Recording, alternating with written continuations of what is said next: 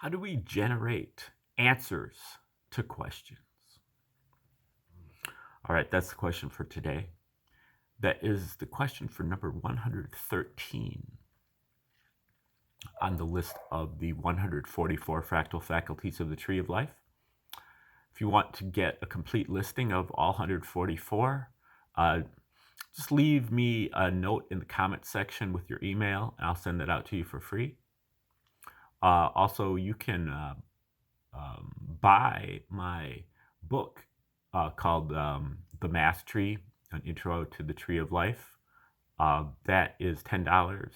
I think it's like 65 pages. And it is, if you give me $10 on Venmo or Cash App with that in the memo, I will send that to you as well. The cheaper version, but much shorter, is my video called Tree of Life, an Introduction. It's a 10-minute video, and that could get you up to speed enough to be able to at least watch along with these videos. Okay, now looking at the tree itself to do number 113 here, keep in mind the tree is, for these purposes, is a map of our consciousness, and that each one of these circles or spheres is one of our faculties of consciousness. And there are 12 of them, numbered 0 through 10, or 10 through 0, plus the abyss here, for a total of 12. Each one represents a different faculty of consciousness. And today, for number 113, we are here in the second sphere. The second sphere corresponds to omniscience, or all-knowing, or wisdom. This is our wisdom faculty of consciousness. It's one of our three divine faculties of consciousness, which is omnipotence, omniscience, and omnipresence. Okay, so we're talking about omniscience, all-knowing, or wisdom. And omniscience is not exactly the right term, because it doesn't mean that we know everything. It means that we know what we need to know. In particular, we know what we need to know to be able to solve all the problems in our life, and even to be able to anticipate the problems in our life and to be able to avoid them. So this is, an ability to anticipate, to see into the future, and also to be able to kind of see the improbable, see the impossible as being viable. Here at the eighth sphere, when we try to solve a problem at the eighth sphere with our logical thinking faculty, our concrete logic, we tend to come up with solutions that unintentionally create more problems. So it's kind of like the head of the Hydra. You cut off one head, but it grows two heads in return. But when we use our not thinking, our ability to shut our mind down, then we are able to come up with solutions that don't create other problems.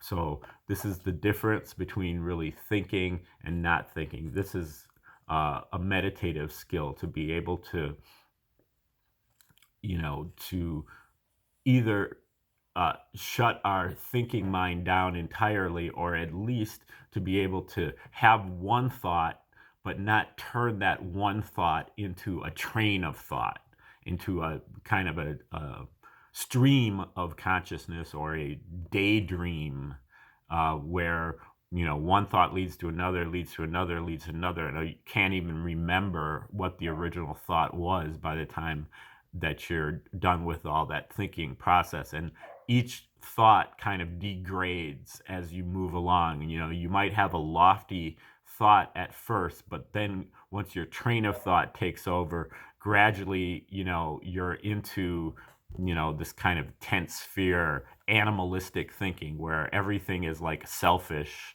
everything is about you. Whereas maybe your first thought had to do with, saving the planet or, something like that. But by the time your train of thought continues, it's about how can I make money off this, or how can I benefit from this? So that's kind of how thinking works. And and it's also much more difficult to be able to not think than it is to be able to think. And when you are not thinking, you're enabling options that are improbable to come to the surface. Whereas here, you're constantly using this orientation faculty to suppress the non-probable things and to emphasize the things that are probable, logical. Okay, now,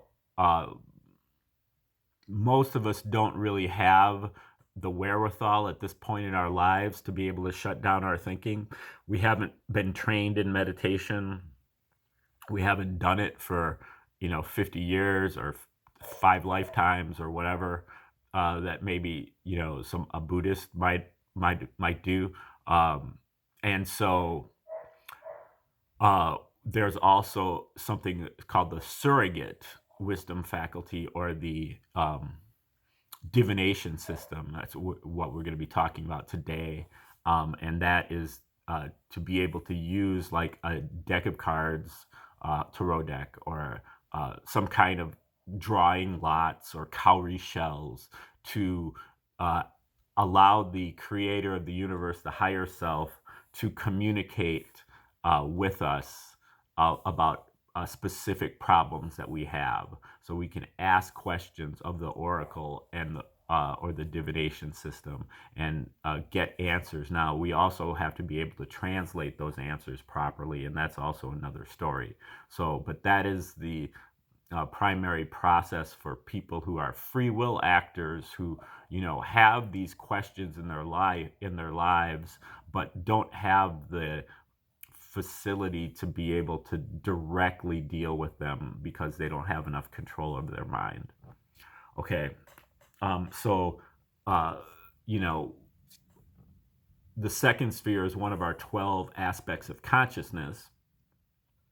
But to get from 12 to 144, to get to 144 minor aspects of consciousness, what we're doing is taking the whole tree, shrinking it down, and applying it to each one of the spheres. So we're breaking down each one of these 12 into their 12. So we put a whole tree on the 10th sphere, whole tree on the 9th sphere, and also this whole tree on the 2nd sphere. So we break down the 2nd sphere into its mini 10th sphere, and a mini 9th sphere, and a mini 8th sphere within the 10th sphere. 12 times 12 is 144. So, when you add them all up, then we have 144 minor or fractal faculties of the tree of life. Today, for number 113, we're looking at the 6th sphere within the 2nd sphere, or the 6th fractal of the 10th sphere, of the 2nd sphere. And remember, the 6th sphere is about our free will faculty, which boils down to our ability to pay attention and our ability to make decisions. So here we're basically,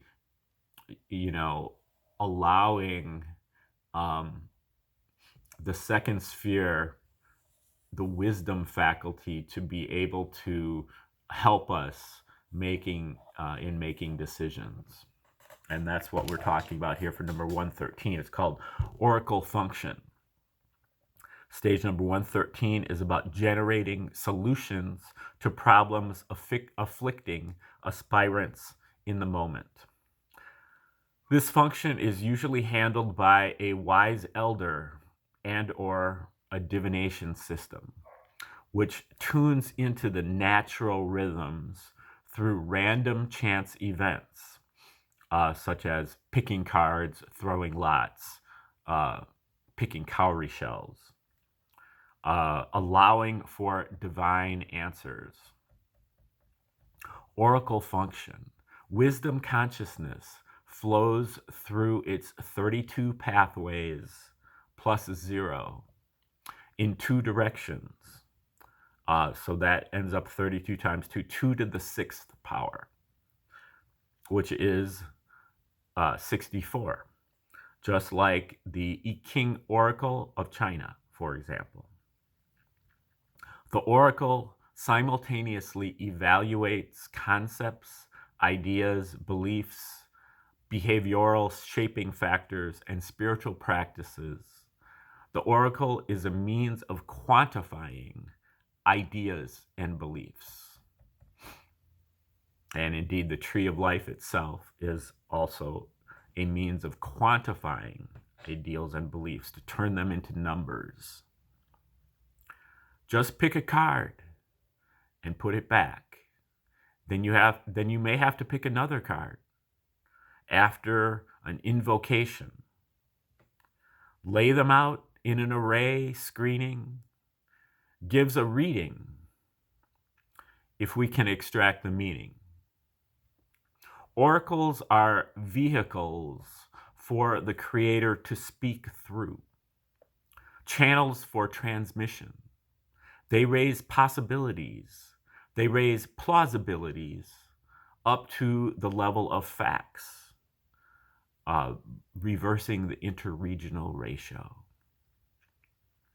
Wisdom as applied cosmology in real time. If we command a system of theory, we have an objective standard. Therefore, we can make predictions. We ain't gotta think. We know. It's involuntary. It's rote, like 2 plus 2. You ask somebody 2 plus 2, they say 4. It's rote. They don't have to think about it. They know. We can predict in the same way and prophesy in the same way. Wisdom guarantees that there is a solution to every problem. And the solution to every problem is in the problem itself. So too, wisdom guarantees that our internal problems have solutions. The awareness of any sensation is in the sensation itself, its luminosity. The best way to react before a problem is silence. Stay away from the content of the problem and just feel, just notice, just note the sensations of mind and body. When we engage in focused thinking about content, we subdivide the world by progressively discarding irrelevancies.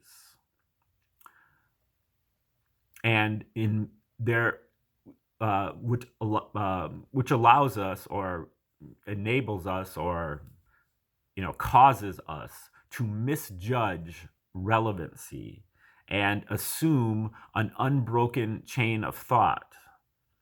We let the solutions to the hardest problems slip from our mind when we think.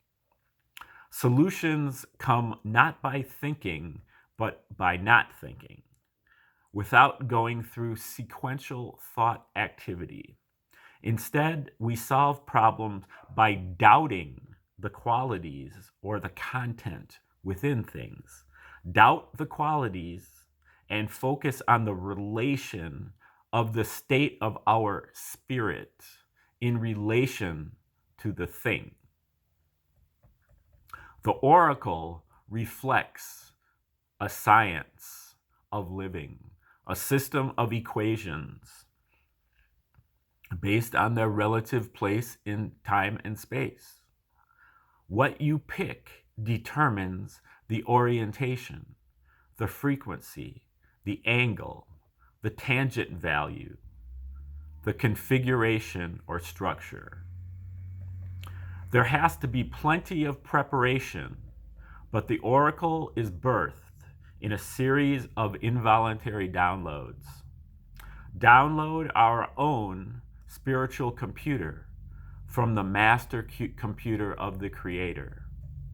A fractal template we can memorize, then download into the hardwire or hard drive or the chakras or the DNA. Okay, that's number 113, the oracle function. That is the 6th fractal of the 2nd sphere. And we'll talk more about that, but that's where we're at right now. Again, if you'd like to get a free copy of my guide to the 144 fractal faculties of the Tree of Life, just leave your email in the comment section along with your desire to get that from me, and I will send it to you for free.